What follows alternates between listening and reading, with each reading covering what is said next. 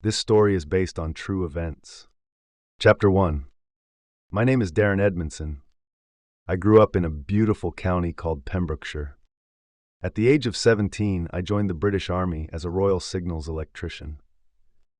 I did my 2-day selection at Lichfield Field in 2006 and passed, which entitled me to join the forces. I did my 14 weeks of basic training in 2008 in Lichfield. It was tough at times, and I felt like quitting, but I had to stay focused as I really wanted to be an electrical mechanical engineer in the Royal Corps of Signals. After 14 weeks, I passed out. I was so proud of myself and what I achieved. I then went on to Phase 2 trade training in Blandford, Dorset with the 11 Signal Regiment. I was there for 6 months and passed my trade training. I felt really good and was on top of the world as I achieved my goal. After Phase 2 trade training, I was posted to 3 United Kingdom DSR Signal Regiment Bulford Picton Barracks. My job was to maintain and repair the generators and install power distribution on exercises. I loved this job. I had learned so much while at this posting. I did my National Vocational Qualification Level 1, Level 2, and Level 3 in electrical and mechanical engineering. In 2010, we were training for Afghanistan, and I was in Lashkar. After a year at my posting, while training to be deployed to Afghanistan, I went on leave. One night on leave, I was driving home from Tenby with 2 friends at 2 o'clock in the morning. Ahead of me were blue flashing lights, and I was pulled over by Dive Powys police, and they conducted a breathalyzer test on me, which I passed. The police decided to conduct a search on my vehicle and found 1.8 grams of amphetamines. At this point, I was arrested and taken to Haverfordwest West Police Station in Pembrokeshire. I can honestly say at this point in my life, I was not a drug user, and the amphetamines were not mine. I was then interviewed, and they conducted a drug test in the morning. The test came back negative. I certainly knew that would be the case. I was only 19 years old at this point and signed a caution, and I was not represented by a solicitor. I really wish I had a solicitor now, as it would have helped me in the long run, as I signed a caution for an offense I did not commit. I did not really know what a caution meant. I was scared and just wanted this to be all over. After my interview, the police had rung my military unit, and after my respite, I was in for disciplinary action. I went in front of my commanding officer, and I was dishonorably discharged, as I had a caution for possession of amphetamines. The British Army has a zero-tolerance policy on drugs. It took over 6 months for the investigation to discharge me. After my discharge, I was absolutely devastated and disheartened. I decided to take it to tribunal and get my caution overturned. It was a long-winded process. It took over 4 years, but it was worth it, as I won my case. I had an apology letter from the British Army, and they offered to reinstate me and offer me compensation. I refused the first offer and was advised by my representative to take further, and I accepted the second offer of compensation and 7 years of service, with 4 years of added service while my case was in tribunal. At this point, it was too late. I ended up getting a job on an ex-military American airbase called Alconbury Airfield, working for a company called Power Electrics, which my mate Joseph Dudinsky had got me, one of my mates I served with in the 3 United Kingdom Defense Signals Regiment. It was good money, and I really enjoyed it. After a couple of months in my new job, I was introduced to cocaine. I started taking cocaine at the age of 22. I loved it. The feeling was just incredible at first. I felt invincible. Well, that was the start of my addiction. I was using cocaine every day for almost 4 years. I then met a woman in 2014. We were together for over 1 year until we got married in 2016. We got married in Bora Bora. Yes, the real Bora Bora. We had purchased an around-the-world flight and traveled to 19 destinations. It was absolutely amazing. I would definitely recommend going to Palawan in the Philippines. I did not like the capital of Palawan, Manila. It was far too busy. After a year of marriage and a beautiful baby boy, I started using cocaine again, and I ended up splitting up with my wife when the baby was only 6 months old. I left her for one of her best friends. I ended up back on the cocaine again with my new partner. This time I was funding it for two of us. I then started selling cocaine to fund my addiction. It started off really well. I was making lots of money while funding my habit. The busier the drug dealing got, the more paranoid I got. This new relationship lasted less than 6 months. I realized what I had lost from my marriage. I got robbed a few times and assaulted whilst dealing cocaine. I started to get really paranoid. It got so bad I was in total fear, thinking people were talking about me and that the police were coming or I would be robbed again. I would be walking around my home, checking every room with a knife in my hand, looking out the windows constantly. I would do this for hours on end. It was horrible. It got so out of hand. My anxiety and the fear caused me to have a seizure, and my partner at the time called the ambulance. I ended up passing out before the ambulance came. On arrival, they put a 12-inch tube down my throat so I could breathe. I was completely out of it. When I came around, the doctor said I did not even flinch. My blood pressure and heart rate were so high. I was put into a resuscitation unit. You think after that I would have learned my lesson. I did not. The addiction got a grip on me, and the longer it went on, the worse the paranoia and psychosis became. I started taking more and more, and I ended up in a really bad psychosis state. I started to hear voices in my head, which really freaked me out. They just wouldn't go away. One night I was driving around, and I believed that everyone was police, and every vehicle was a police car. This would put me into panic attacks. I would park up and run away over nothing and stash the cocaine. I lost my keys at one point, and the van had got stolen with all my tools in it, worth thousands of pounds. It turned out that I had left my keys in the ignition. I tracked the vehicle as it had a tracker on it, so I managed to get the van back with my spare keys, but all my tools were gone. I found the stash of drugs I ditched and started sniffing the cocaine, which made me even more paranoid. I was over 60 away from home. I ended up booking a hotel and staying there. The fear I had walking into that hotel was awful. It took me over an hour to pick up the courage to check into the hotel. After I checked into the hotel and vacated the room, all the noises would freak me out, and I constantly thought police were coming to get me. That is what the voices in my head were telling me all night long. I didn't sleep that night. The next morning, I managed to get home. That also did not stop me. In fact, it got worse. I started using crack cocaine, which was a big mistake. Chapter 2. The start of my crack cocaine journey and dealing with an Albanian gang. The first hit I had of the crack cocaine felt 1,000,000 times better than sniffing cocaine. It's indescribable. At the start of smoking crack, I did not get paranoid, unlike sniffing it. This in fact made my addiction even worse, and using crack was a lot more expensive way of using, as it went really quick but was more highly addictive. After about 3 months of smoking crack almost every day, after work and the lack of sleep, the paranoia started to kick in again. It was worse than sniffing cocaine. The voices were unbearable, and the vibrations and fear were petrifying. That was the worst fear I had ever felt in my entire life. The longer I smoked crack, the worse the paranoia and psychosis got. I couldn't stop the voices in my head. I was going mentally insane. At this point, I had lost my identity. The dealing got busier, and so did the usage over the years.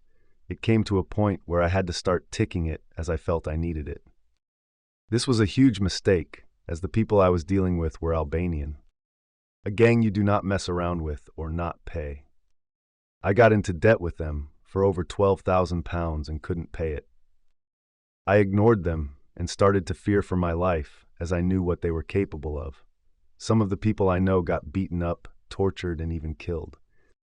It didn't take long before they found me. I can't explain the fear. I just felt like this was my life over. I was dragged into the car and was told not to say a word. I knew they had weapons, and there was a machete on the back seat. They were talking in Albanian. I just did not know what to do. They took me to one of their bosses that spoke English. He said to me, "Any last words?" I said, "Yes, I have a potential way out of it." He replied, "This best be good." I said, "I have recently got a 36,000-pound BMW Series 1 Sport convertible on finance. If you give me 5,000 pounds worth of cocaine, it is yours and the debt is cleared." He said, "You are a very brave man to dictate to me and tell me this lie while spitting in my face, but I will give you this one chance to tell me the registration on the top of your head." Thank God I knew it and told him. He got out his phone and did a vehicle check.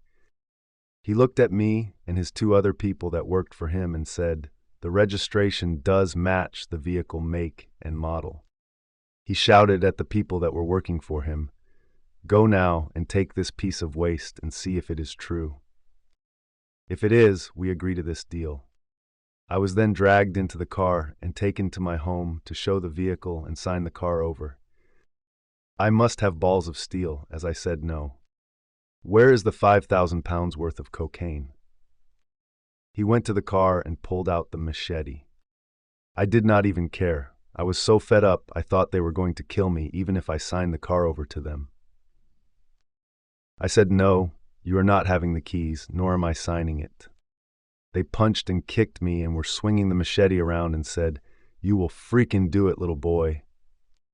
I shouted, "Just freaking kill me then. Over my dead body am I signing the car over." The guy had called his boss up and put me on the phone. He said, "I will get the cocaine to you. Come back with my friends." I said, "No, one of your men will go and the other will stay with me. I have my partner hiding and filming me. Also, the registration is taken and I have her friend in another car that will follow your men if you take me." This was a lie, but I had no option to say this.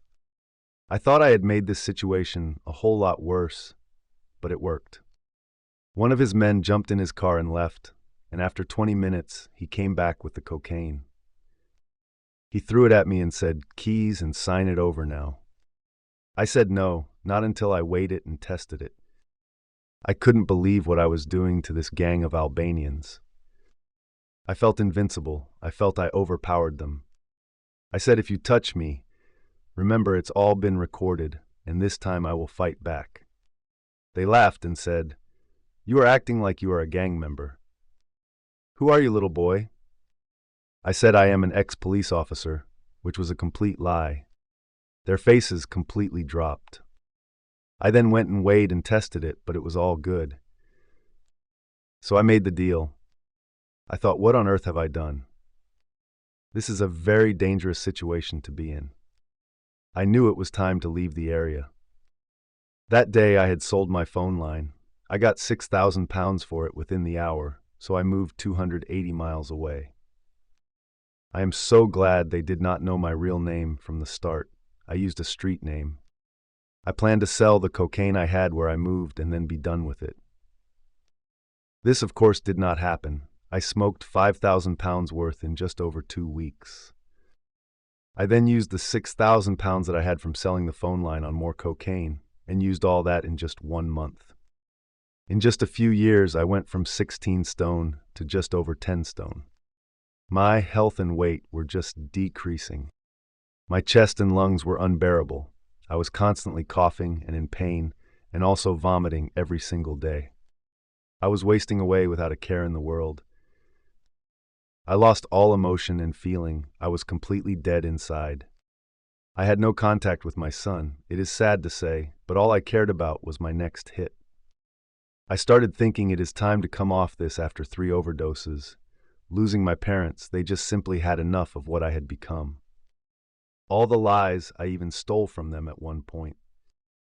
To come to think about it, as I am writing this, it eats me up inside, and I got really emotional. I think I know what went wrong. I remember my father said to me in tears one day, "I failed you as a father." What happened to the amazing, kind-hearted Darren we once knew? This plays on my mind almost every single day. He did not fail me. The man is my hero. He took me on at such a young age. He was the best father I could have ever asked for. He did not deserve a son like me. He was so loyal and honest and very kind-hearted. The man could not dance, though, but he could headbang to heavy metal. I just wish one day we could have that bond again. By now you would have thought I learned my lesson. Still, I chose to carry on my crack addiction and lied to my family and said I was clean. They knew full well I was a liar. They know me better than I even do myself. At the age of around 14, I found out that he was not my real father. My real dad was murdered when I was 2 years old. I couldn't accept this, as he is my father, and nothing will change that. He never failed me. I failed him and my family. I do not blame them for giving up on me. I had put them through so much. This drug completely got a hold of me, and I started becoming very spiritual on it, which I sort of enjoyed at first, but it was an unhealthy spiritual journey. Chapter 3. My unhealthy spiritual journey on crack cocaine.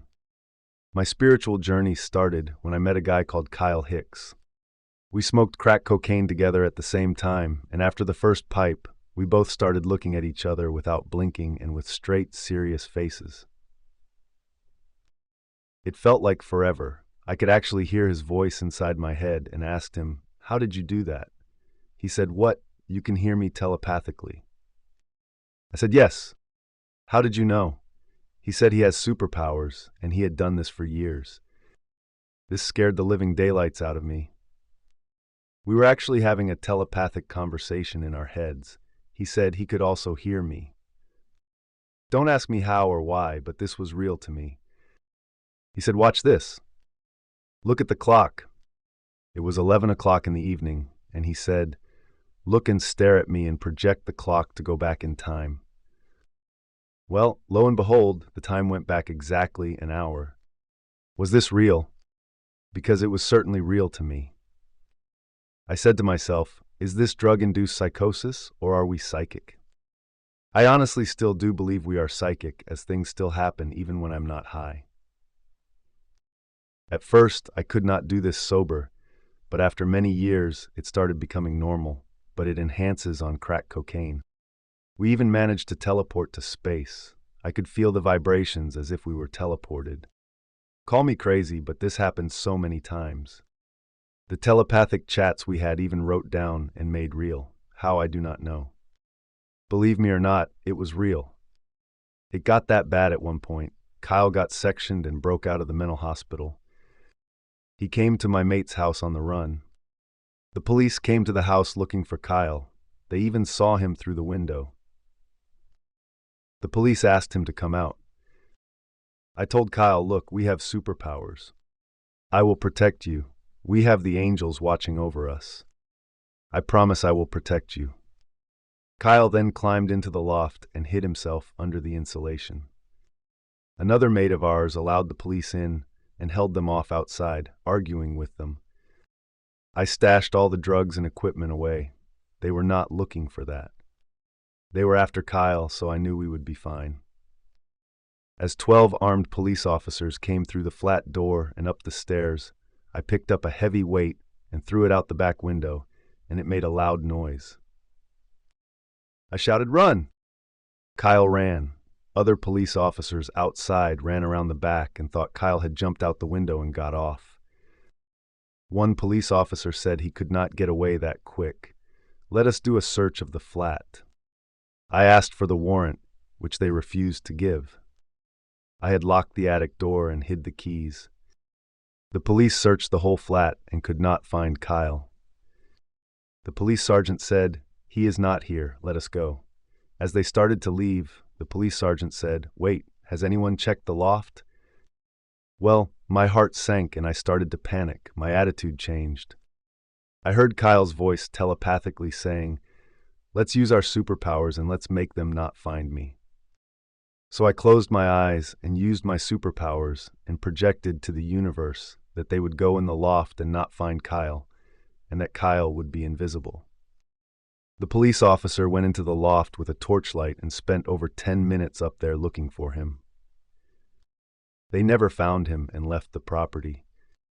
This made me believe I was superhuman, and I certainly had an incredible power, as it just kept working. Most things I projected just seemed to become reality, or were just incredibly highly intelligent, and we were masters at manipulating. Why did it all become so real? Some say I am mentally ill, but it was real. All this actually happened. It cannot be all coincidental. It happened all the time. Still, even now, I believe I am superhuman and have superpowers. I loved it at first. I felt like I was in control and nothing could stop me. I felt so untouchable, I could almost achieve anything. Situations like this just kept happening. Police would come, and they could not find anything to get us on, even though we had loads of cocaine, scales, and equipment, which was not that hard for the police to find, but they did not. They knew we were high, but we kept projecting and using our powers to get away with it. Somehow it just kept working. This was my reality, and it became overwhelming and very frightening. I just wanted it to stop, but I could not resist seeing how powerful I could actually become. The constant voices kept telling me for weeks that Queen Elizabeth was going to die. I tried shutting this voice off and kept saying this to myself. I couldn't help but tell Kyle what was going to happen, so I told him. One night after a big rock of crack, we smoked. You would not believe what I'm going to say, but a couple of months later, the Queen was pronounced dead. Kyle said, "How on earth did you know?" I said, "I do not know. My subconscious mind keeps telling me things, as I have relived this before in another life. Is the Queen dead, or did I save the Queen by saying this? Is she in hiding because this happened in another life?"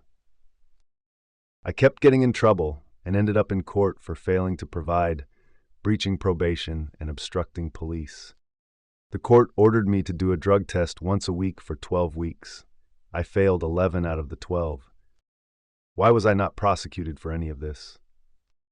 Did I get a pardon because I actually believed I saved the Queen? That I will never know, or maybe one day time will tell. Or was this drug-induced psychosis, and was it real to me? But Kyle confirmed this along with a few others. After many years addicted to crack cocaine, I decided I just had enough. I decided to move away to a PTSD camp to sort my life out for my beautiful daughter that was born on the 13th of January, 2024. I first moved to the PTSD camp at the end of January. At first, I loved the area. I met veterans alike and made new friends. The camp had plenty of work to do to keep me focused, like chopping firewood, cleaning out the rooms and hot tubs, cutting the grass, maintaining the memorial and the animals. They had 7 horses, 3 donkeys, ducks, geese, hens, and even a pig. Shortly after residing at the camp, I set up a show registered on the government website called the Late Night Veterans Show and interviewed veterans from all over the world to share their stories and promote their businesses. This, for me, was my new focus. For the first time in a long time, I had a focus and felt I had a purpose and belonging while getting therapy from a company called Spectrum for Change program that the PTSD camp referred me to. What is the Spectrum for the Change program? Spectrum for Change can refer to several concepts, including a spectrum of change strategies in public health and a spectrum of change in drug and alcohol recovery. Upon participating in the Spectrum for Change, I was a bit skeptical, but it was something I could not describe. It was so powerful and rewarding. It has really helped me understand how the mind, body, and soul works on a spiritual level and helped me cope with my spiritual journey. I learned a lot from the course from when the age my trauma started. I found the answers subconsciously. The team at Spectrum were amazing and so understandable and rode the emissions of fear, anxiety, drug addiction that I felt from my childhood trauma. This course works over time, and I'm healing more and more as the months go by. It makes me work things out and find the answers for myself.